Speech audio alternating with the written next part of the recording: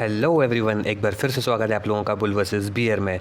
तो आज है 12 नवंबर ट्यूसडे। आज हम एनालिसिस करेंगे निफ्टी की, यानी कि हम देखेंगे बुधवार को यानी कि 13 नवंबर को निफ्टी किस तरीके से मूव कर सकता है। तो अगर आपने अभी तक बुल वर्सेस बियर को सब्सक्राइब नहीं किया है तो सब्सक्राइब कर लें और बेल आइकन दबाना मत भूलना। और crude oil and natural gas की एनालिसिस के लिए भी आप बुल वर्सेस बियर को सब्सक्राइब कर सकते हैं। तो चलिए शुरू करते हैं निफ्टी की एनालिसिस। तो मैंने आपके सामने निफ्टी 50 का चार्ट ओपन करके रखा है। आज है 12 नवंबर। 12 नवंबर को निफ्टी की क्लोजिंग हुई है 23,883 पर। तो ये मैंने आपके सामने वीकली टाइम फ्रेम पर निफ्टी का चार्ट ओपन करके रखा है। आप देख रहे होंगे नीचे से एक ट्रेंड लाइन फॉलो हो रही है।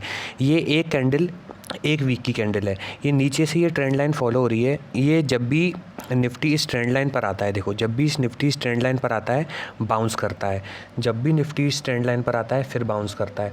अब इस बार जब यहाँ पर भी आया फिर बाउंस किया। अब इस बार इसने इस ट्रेंड लाइन का ब्रेकडाउन कर दिया। तो अब हम देखते हैं निफ्टी इस ट्रेंड लाइन के ब्रेकडाउन के बाद किधर मूव कर सकता है। या तो निफ्टी ट्रैप करके वापस ऊपर निकल जाएगा, अदरवाइज़ निफ्टी नीचे की तरफ बियरिश ट्रेंड में आ जाएगा। तो ये देखो, अब आपको वीकली टाइम फ्रेम पर क्या दिख रहा होगा। ऊपर से मैं आपको बताता हूँ। ऊपर से आप ये देखो, ये लेफ़्ट शोल्डर, ये हेड और ये राइट शोल्डर।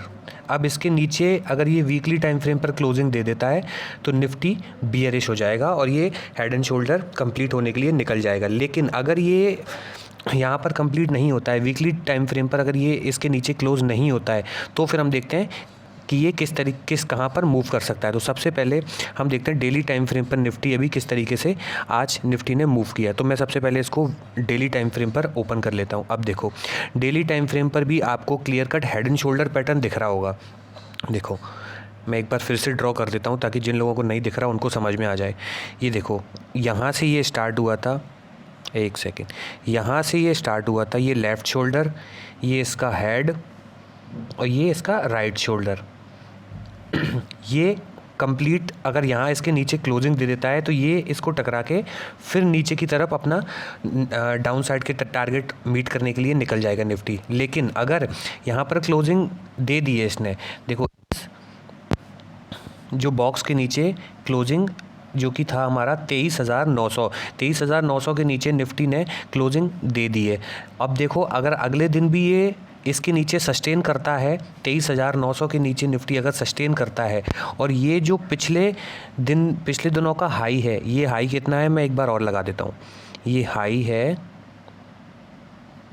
23,800, मान के चलो 23,800 है, तो निफ्टी में बियरिशनेस आ जाएगी।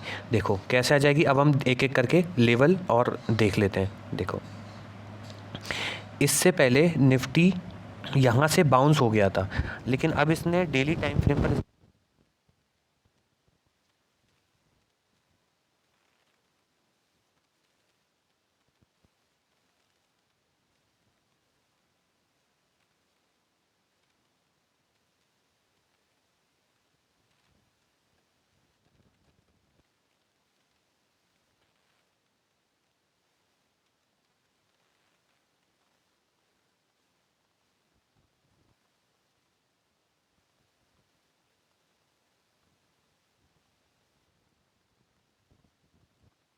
अगर ये डाउन साइड की तरफ 23,800 के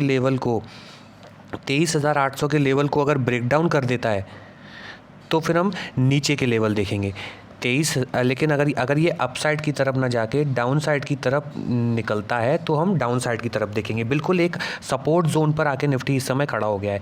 अब देखो निफ्टी, अगर मैं एक एक करके लेवल देता हूँ, जिन लोगों को लेवल नोट करने हैं वो लेवल भी नोट कर सकते हैं। ये 15 मिनट की टाइम फ्रेम है, ठीक है।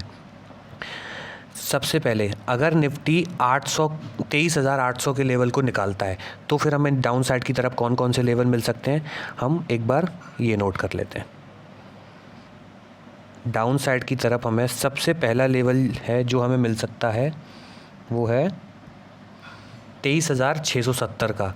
23,670 का सबसे पहला लेवल मिलेगा हमें डाउन साइड का। अगर 23,670 भी निफ्टी अगर निकालता है तो निफ्टी में हमें कौन सा लेवल मिल सकता है, 23,000